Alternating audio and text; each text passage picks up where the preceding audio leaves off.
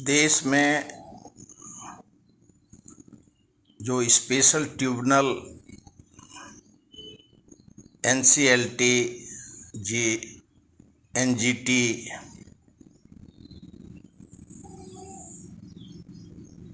ED, CBI और जो ये ट्रिब्यूनल के नाम पे ये हाई कोर्ट, सुप्रीम कोर्ट भी इनके पास, इनको किसने अधिकार इतना दिया है कि वो संविधान से भी उठ के ज़्यादा एक्शन रिएक्शन करता है। NCLT है, पहले BFIR होता था, मिल कामगार और सारे इंडस्ट्री जो बंद होंगे उनका ट्रिब्यूनल होता था। BFIR ख़त्म होकर के NCLT हो गया। NCLT में जो अभी देखा गया वो बंद करने के बाद हजारों करोड़ रुपये का फैक्ट्री रद्दी के भाव में NCLT बेच देता है।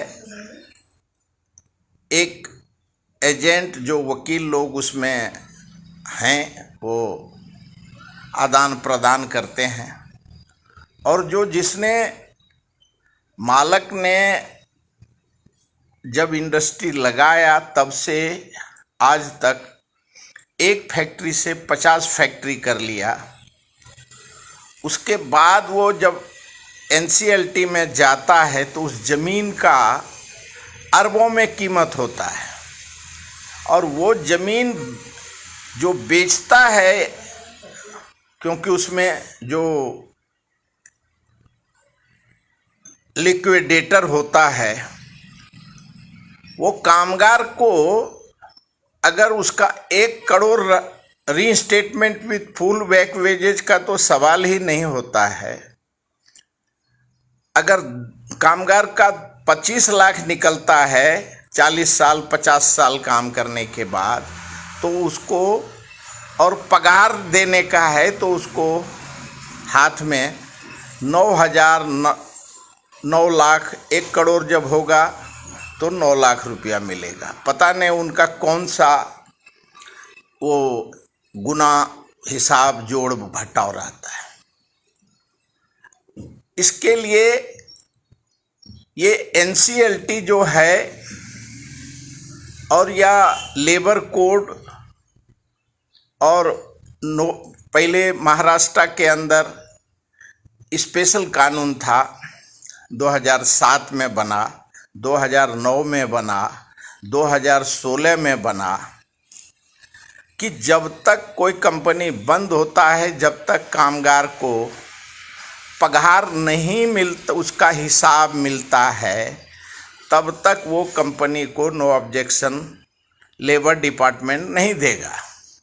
उसके बावजूद 2016 में सरकार ने फैसला लिया कि नहीं, NOC की ज़रूरत नहीं है, लेकिन NOC के जगह पे उन्होंने 300 रुपये का स्टाम्प पेपर पे वो प्रोविज़न रखा है कि अगर कोई कंपनी बेचता है और जो खरीदता है, अगर कामगार का ड्यूज है, और अगर वो 3 साल के अंदर उस कामगार को दे देना चाहिए।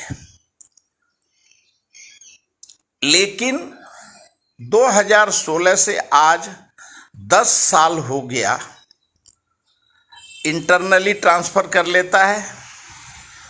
कंपनी जो 10 करोड़ का कंपनी है उसको 20 करोड़ में एक मालक दूसरे को बेचता है, दूसरा तीसरे को बेचता है 25 करोड़ में। बैंक में लिक्विडेशन में वो अपने हिसाब से बेचते जा रहा है, लेकिन कामगार को जो लेने वाला है और खरीदने वाला है, बेचने वाला, दोनों नहीं देता है। फिर न्यायपालिका वो पता नहीं कौन सा एनसीएलटी है, न उसके खिलाफ में हाई कोर्ट ऑर्डर देता है, न लोअर कोर्ट देता है, न सुप्रीम कोर्ट देता है। एनआरसी में 29 गार्ड थे, उनका 3 महीने का 6 महीने का पगार नहीं दिया, और कोर्ट में केस था तो बोला नहीं नहीं एनसीएलटी में है, इसके लिए कोर्ट ने डिसमिस कर दिया। अरे जब हम काम करते हैं चौकीदारी का, हमारे को तो जहाँ पेट भरने का है, हमको पगार मिलेगा तो हम काम करते हैं। उसके बाद 9,000 तो लिखते, 90,000 था, 9,000 नहीं, केस ही डिसमिस, क्योंकि एनसीएलटी में है। इसके लिए मुख्य चीफ जस्टिस ऑफ इंडिया से मैं विनती करता हूं कि इस तरीके का जो जबरदस्ती थोपा गया लॉ है कि वो न्यायपालिका से भी बड़ा कौन सा एनसीएलटी और कौन सा ट्रिब्यूनल बन गया है, उसको किसने ये अधिकार दिया है, कौन सा पार्लियामेंट, कौन सा विधानसभा, कि जो कामगार ने 40 साल, 30 साल, 15 साल, 50 साल काम किया उसको देने का नहीं, और करोड़ों का फैक्ट्री अरबों में बेचने का और उसका अधिकार नहीं है। आज 12 साल से कामगार को अभी रैंडम इंस्पेक्शन बंद है, हर जगह कामगार अभी सोलापुर में इंडस्ट्रियल स्टेट में मरे तो उसमें मालक मर गया।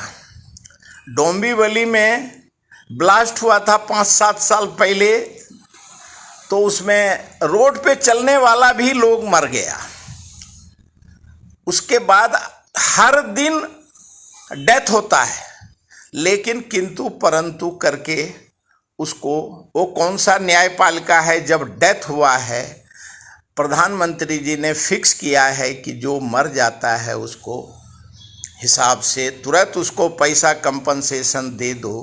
उसके बाद ये कंपनी वाले और लोग, कंपनी वाले और कामगार को नहीं देने का, वो उधर नहीं मरा, अरे मरा ना उधर, तो उसको देने के लिए जब प्रधानमंत्री जी ने बोला है तो दे देना चाहिए, तो नहीं, उसको किंतु परंतु कैसा मरा, क्या मरा, जो जिसका परिवार गया है दुनिया से, तो उसको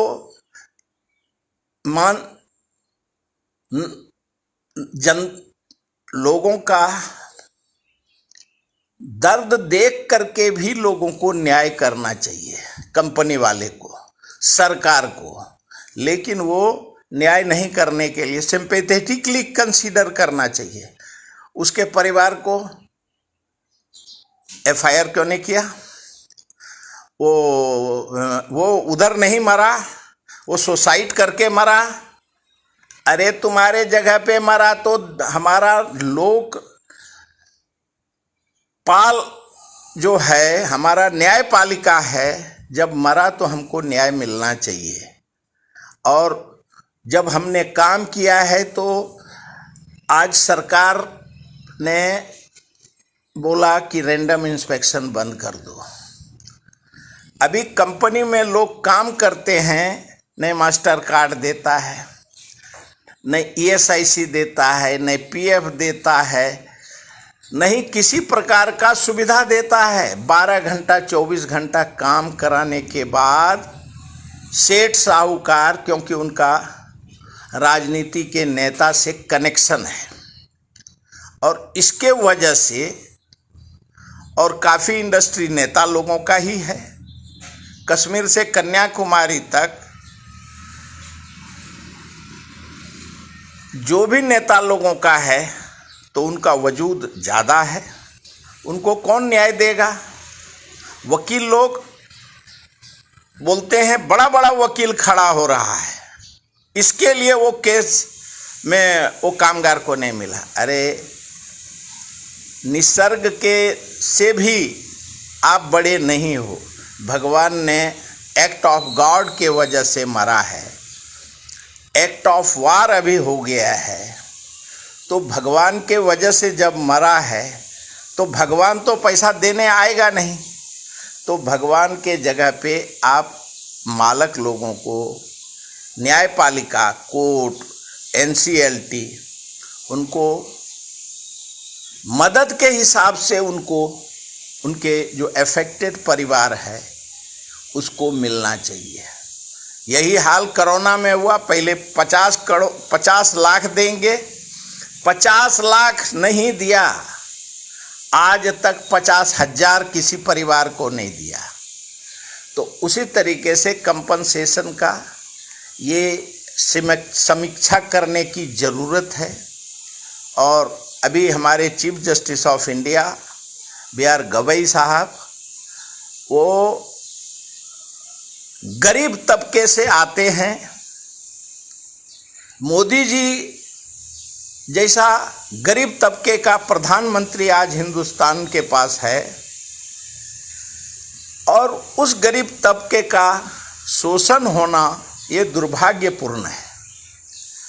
अभी बहुत जगह बार में जिस कोर्ट का नाम लेबर कोर्ट होता है, इंडस्ट्रियल कोर्ट होता है, उसमें कामगार का कोई फैसला कामगार के फेवर में नहीं आता है। उसका कारण क्या है? बोलता है कि वो कामगार के पास डॉक्यूमेंट नहीं है, केस इसके लिए डिसमिस कर देता है। हर फैसला मालक के फेवर में दे रहा है। क्यों भाई? जब कामगार को किसी प्रकार का प्रूफ कंपनी का मालक नहीं देता है तो ये डायरेक्शन देना न्यायपालिका, सरकार की जिम्मेवारी होती है। आज वहाँ चाहे कोई रेलवे रहे, कोई गवर्नमेंट का प्रोजेक्ट रहे, मेट्रो रहे, कोंकण रेलवे रहे, हजारों आहुतियाँ गई हैं और वहाँ लोगों को नहीं मिला है, गुम हो गया। ये क्या जस्टिफिकेशन है? इसके लिए जो कामगार मरता है उसके परिवार को सरकार और न्यायपालिका एक फिक्स करे कि उसके परिवार को इतना मरने के बाद और उसके परिवार के जो वारिस है उसको मिले, क्योंकि उसकी जीवन यापन, वो एक दिन का सहारा काम करने के लिए आया था, दिन में पेट भरने के लिए, हैंड टू माउथ, और वो दुनिया से चला गया। तो वो कंपनी, वो सरकार, वो डिपार्टमेंट उसके लिए जिम्मेवार है, उसको मिलना चाहिए। कानून ऐसा बनाना चाहिए। और अभी कामगार प्रतिनिधि का, अभी हमने बम्बई बार एसोसिएशन में सुना, कामगार प्रतिनिधि को लेने का ही नहीं। कामगार प्रतिनिधि को आप नहीं लोगे तो लेबर, फिर मालक एसोसिएशन कर दो ना, एम्प्लॉयर कोर्ट, लेबर कोर्ट का नाम बदल दो। जब आज़ादी के बाद 48 में कंपनसेशन एक्ट 32 में जो बना है, टाटा ने बनवाया है, उस समय के मानसिकता में है। टाटा ने सरकार से बनवाया था, नेहरू जी से, क्योंकि उनको देने का रहता था, हमारा कामगार को मिलेगा। और वो 1932 में वो सब वर्कमैन कंपनसेशन है। आज का एम्प्लॉयर 12 घंटा 24 घंटा काम कराएगा, कोई कुछ देगा नहीं, मर गया तो उठा करके फेंक देने का और जस्टिफिकेशन देने का कोर्ट में, एक्ट ऑफ गॉड के वजह से मर गया वो। इसके लिए पूरे हिंदुस्तान में जो जो एक्ट है, ये न्यायपालिका से भी बड़ा बड़ा कानून है। NCLT सरकार ने ही, महाराष्ट्र सरकार ने 2007 में बनाया था। गणेश नाइक जी ने, क्योंकि वो लेबर मिनिस्टर थे और कामगार का नेता थे, शिवसेना में थे, बाद में NCP में गए, NCP से फिर BJP में गए। उनको कामगार का दर्द मालूम था और उन्होंने वो कानून कोई भी फैक्ट्री का मालिक फैक्ट्री बेचने के बाद तुरंत कामगार का पैसा दो, वो उन्होंने कानून बनाया था। मिल में कोई माई बाप नहीं था, लाखों करोड़ रुपया दिलवाया था, और जो आज 1000 रुपया नहीं देता है, कंपनी का मालिक मालकिन एक जगह का मर गया है, कामगार एक्साइज के वजह से कंपनी 84 में बंद हो गया, फिर लैंड माफिया लोग MIDC वगैरह में हैं, कोई कंपनी में जो बंद है, कोई कंपनी विदेश में चला गया है, मालिक वो आया नहीं, वो सब जगह पे लैंड माफिया घुस करके वो बोगस पेपर बना करके आदान प्रदान करके मालिक बन जाता है, इंडस्ट्री लगाता है। सरकार की जिम्मेवारी है, जो कामगार को मिला नहीं है, कॉन्ट्रैक्ट वर्कर है तो क्या उसके लिए कानून नहीं है? कॉन्ट्रैक्ट में रखने के लिए परमिशन तो आप ही ने दिया है, तो कॉन्ट्रैक्ट वर्कर है तो उसको भी मिलना चाहिए। वो भी कितना साल से, आज़ादी के बाद से अगर वो 40 साल से कॉन्ट्रैक्ट में ही काम करता है तो उसका हिसाब तो बनता है ना, कि वो हिसाब नहीं बनता है। और जब आप प्रूफ देने के लिए पहले न्यायपालिका को, मैं chief justice of India Gavai साहब से मांग करता हूं कि सबसे पहला हर एम्प्लॉयर जो है, जिसने भी काम पे रखा दुकान से लेके फैक्ट्री तक, वो सबसे पहला डॉक्यूमेंट उसी दिन से दे और उसी टाइम से दे, और फिर कोर्ट ही पूछता है। अगर कोर्ट और जो सरकारी अधिकारी अगर ये डायरेक्शन नहीं देता है, किसी को कुछ मिलता नहीं है, देता नहीं है एम्प्लॉयर, तो उसके लिए जिम्मेवार कामगार को नहीं पकड़ा जाना चाहिए। उसके लिए या तो मानवता के नाते आप दे दो उसका हिसाब, उसका वर्कमैन कंपनसेशन, मौत का मुआवजा, और उसका फैसला उसके फेवर में होना चाहिए। अब आप कोई डॉक्यूमेंट दोगे नहीं, कोई करोगे नहीं, उसका जान जाता है, किसका हाथ पैर टूटता है। डेली कंस्ट्रक्शन वर्कर में यही हाल है, कोई ऊपर से गिर जाता है, कोई ये गिरता है। शासन ने बनाया है, लेकिन बहुत सब फैक्ट्रियां ऐसी हैं जो एक्सप्लोसिव ये है, वहाँ कामगार काम करते हैं, मर जाता है, उठा के बाहर फेंक दिया जाता है। इसके लिए सरकार की जिम्मेवारी है और न्यायपालिका की। न्यायपालिका अगर डायरेक्शन दे कि 1 घंटा काम करता है तो भी आपको ये डॉक्यूमेंट देना पड़ेगा, कंपनी में अपॉइंटमेंट लेटर। आज भी कितने MIDC में कुछ है ही नहीं, कितने जगह तो जो 50 साल 60 साल का कंपनी खरीदा है, उधर स्ट्रक्चरल ऑडिट नहीं होता है, फायर ऑडिट नहीं होता है, कामगार दब दब के मरता है।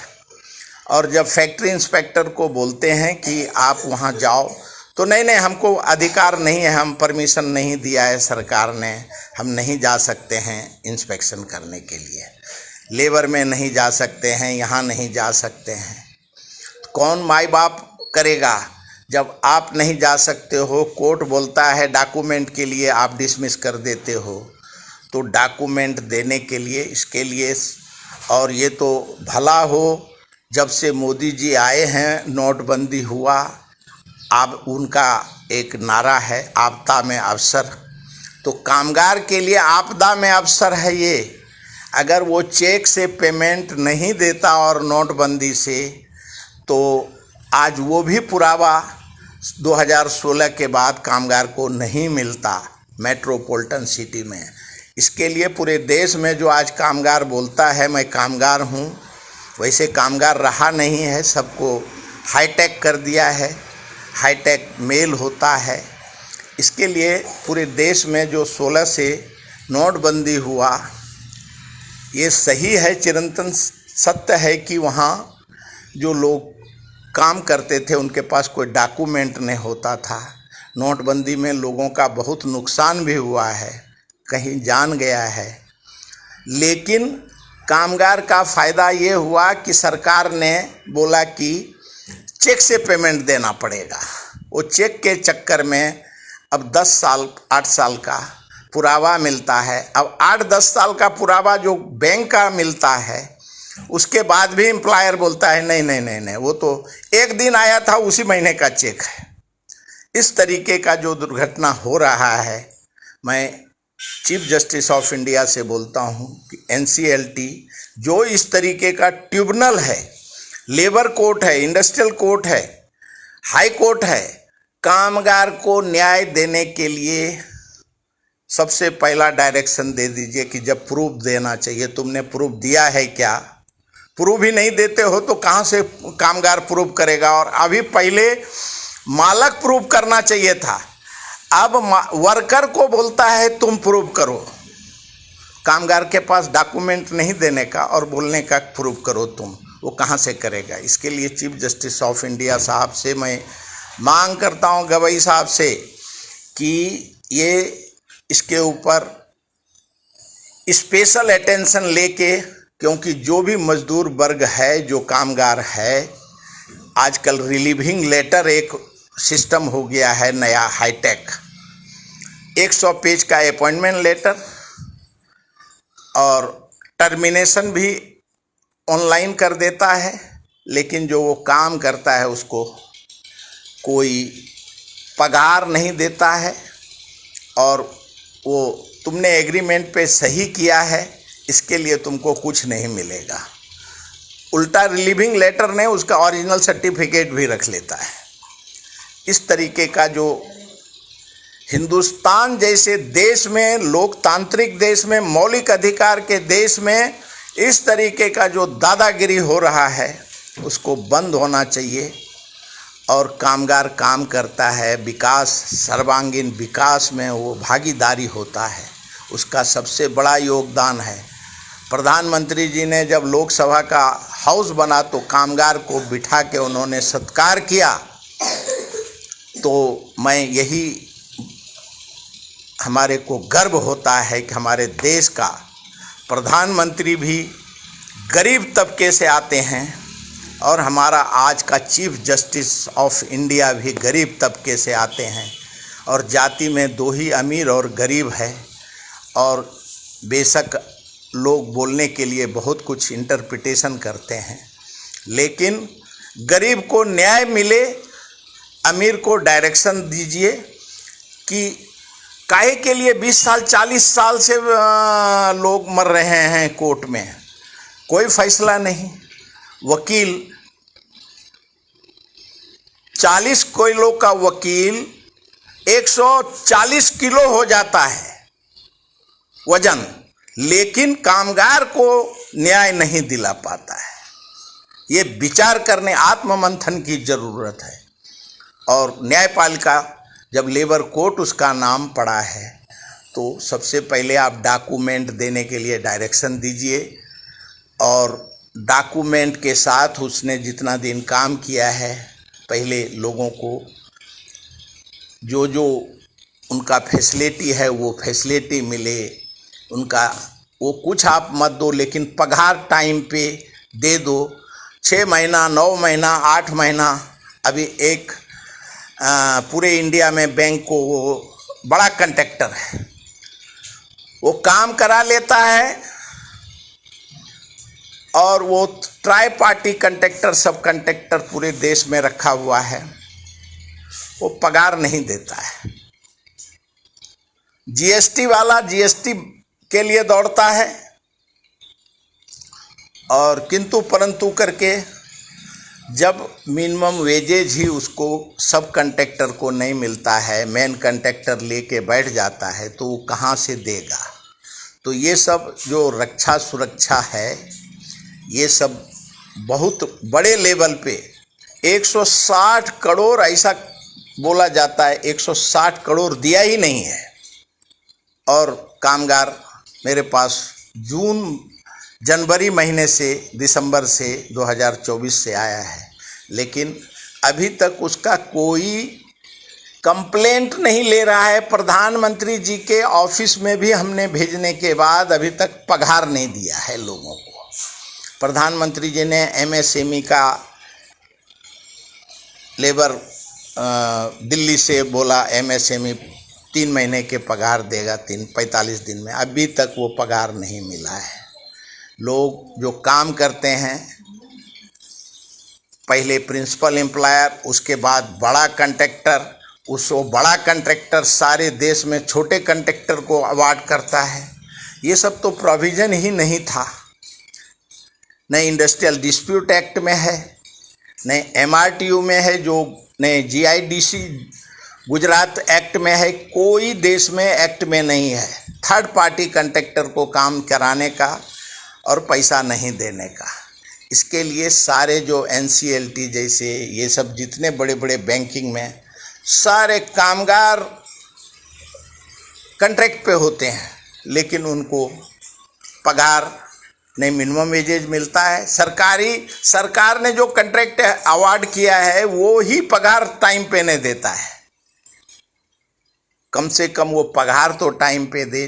कॉन्ट्रैक्ट लेबर एक्ट के हिसाब से उसको एम्प्लॉयर, अगर मंत्रालय में कोई कामगार काम करता है तो उसका मंत्रालय का अधिकारी उसको सर्टिफाई करके देना चाहिए कि कामगार काम करता है, इनको हमारे सामने में पगार दिया। वो कॉन्ट्रैक्ट लेबर एक्ट का भी अवहेलना कर रहा है। वो भी उधर ही कहीं लिफ्ट मैन है, कहीं मंत्रालय में जो रिपेयरिंग होता है, कंस्ट्रक्शन होता है, नया कंस्ट्रक्शन बना है। और जो कॉन्ट्रैक्ट लेबर है, हर डिपार्टमेंट में आज पूरे देश में कॉन्ट्रैक्ट लेबर काम करता है।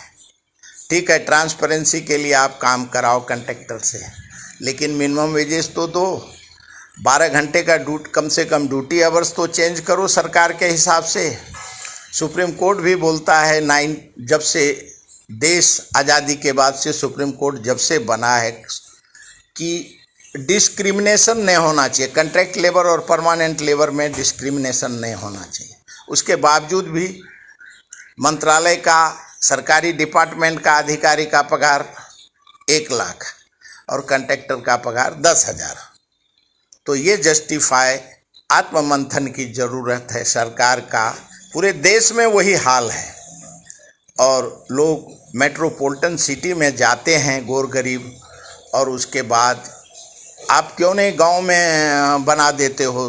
पूरे देश में जब मोदी जी ने 2016 में बोला था, कोरोना काल में बोला था, हर जगह हथकरघा कामगार का गांव में ही सब बना देंगे, लेकिन ये अधिकारी लोग और ये राज्य सरकार खाली फंड सरकार से, मोदी जी से ले लेता है और गांव में कोई विकास, रोड पोखर जो बनता है वो भी जेसीबी मशीन से बना लेता है। कामगार को तो काम वहाँ भी नहीं मिलता है, नहीं पापड़ का मशीन है, नहीं अचार बनाने का है, वो भी मॉल में ही मिलता है। अब मॉल के रेट में खरीदो। और अब तो गांव में मॉल बनना शुरू हो गया है। तो गांव में कहाँ से जो उन्होंने सपना देखा था मोदी जी ने कि हर गांव में विकास होगा, हर गांव में छोटी छोटी घर में लोग इंडस्ट्री डालेंगे, वो सपना उनका भी सपना ही रह जाएगा, ऐसा दिख रहा है। क्योंकि हर गांववासी किसी भी राज्य के सिटी में आकर के ही उनको काम मिलता है। गांव में कोई भी सर्वांगीण विकास का जो नारा है वो ये लोग सफल नहीं होने देते हैं। और ये जो पूरे देश में एक लाड़की बहन योजना है, जब इलेक्शन होता है पहले लुभावना वादा कोई करेगा तो उसके ऊपर टीएन शेषन एक्शन लेता था इलेक्शन कमीशन। अभी वो लुभावना वादा करने के बाद मुकर जाता है। और क्यों फ्री में देते हो आप? कोई किसी को फ्री में मत दो। जो सरकार का फंड है उसी में लोगों को, उसी से आप लोन दो, वो अपना विकास करेगा। आपका फ्री का ज़रूरत नहीं है। नहीं तो आप फ्री में दोगे, एक तरह से फ्री में दोगे, उसके बाद आप फिर बंद कर दोगे, फिर महंगाई करोगे। उससे अच्छा है कि आप फ्री में कुछ मत दो, हमको लोन दो, कामगार को, मजदूर को, वो अपना गांव से कोई सिलाई मशीन से अपना गांव का विकास होगा और उसके बाद वो काम के लिए उसके बच्चे को जो शिक्षा और दवा ये फ्री दो अगर आपको देना है। वो मानसिकता होना चाहिए। और अमीर और गरीब दो ही पूरे देश में है और पूरे विश्व में उनकी जाति ही अमीर और गरीबों की है। इसके लिए एक ही कानून हो और मुख्य न्यायाधीश साहब भी फैसला करेंगे कौन अमीर है कौन गरीब है। सबसे बड़ा यही दो जाति का डिफिनेशन फिक्स होना चाहिए। और act of God, act of war के नाम पे किसी का शोषण नहीं हो। सबको सर्वांगीण विकास में 140 करोड़ जनता उसका भागीदारी है और बनेगा, क्योंकि उन्हीं के आपको मत से आप चुन के जाते हो और वो सबसे बड़ा वही असली मालिक है। और आप सेवक हैं, मुख्यमंत्री हो, प्रधानमंत्री हो, एमएलए हो, एमपी हो, लेकिन आजकल राजनेता के लोग वो मालिक बन बैठे हैं। इस पे लोकसभा, विधानसभा और जहाँ जहाँ जो संवैधानिक पद पे हैं उनको आत्ममंथन करने के लिए, जनता के लिए। मैं उस दिन गया था, मंत्री जी के, कामगार मंत्री के पीए ने बोला आपको न्याय देंगे, आपको न्याय देंगे, सरकार महाराष्ट्र का आपको कामगार के लिए है। मेरे को बड़ा खुशी हुआ कि हमारा कामगार मंत्री के ऑफिस से ऐसा बोलता है, तो मेरे को शायद न्याय अब मिलेगा। मैं अपने भाषण में भी बोलता था और जहाँ भी आंदोलन होता है वहाँ भी बोलता था कि एक मीटिंग कामगार मंत्री नहीं बुलाता है, लेकिन उस दिन बोला, मेरे को अच्छा लगा। मैं इसके लिए हमारे देश का गरीब तबके से आने वाले प्रधानमंत्री जी और चीफ जस्टिस साहब से अभी अभी वो मिले आए हैं, उनको मैं बधाई देता हूँ। गरीब को न्याय दीजिए, सर्वांगीण विकास जो आप कर पा रहे हैं उसमें गरीबों का भागीदारी है। हर चीज़ में आप फ्री देते हैं तो उसी में फ्री देते हैं, तो इसके लिए फ्री मेरा कहना है किसी को कुछ मत दीजिए।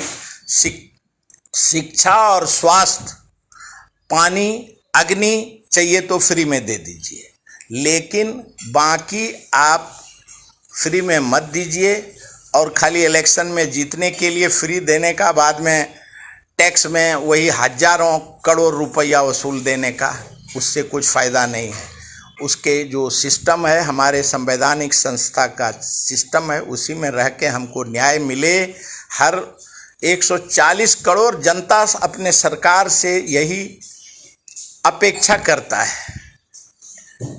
और इसके लिए जय हिंदुस्तान, जय संविधान, भारत माता की जय।